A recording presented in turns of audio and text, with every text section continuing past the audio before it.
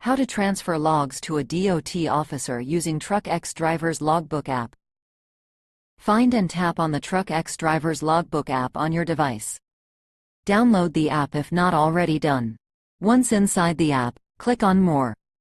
Select DOT Inspection to start the inspection mode.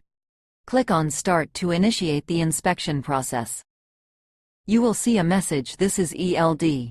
TruckX Logbook is compliant under 49 CFR 395.22. Click on Next. View the inspection and driver manuals by clicking on View. To proceed with the inspection, click on Inspect.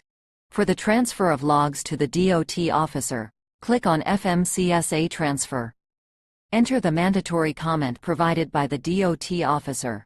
Choose the transfer mode, web or email, and click on Send. Yay!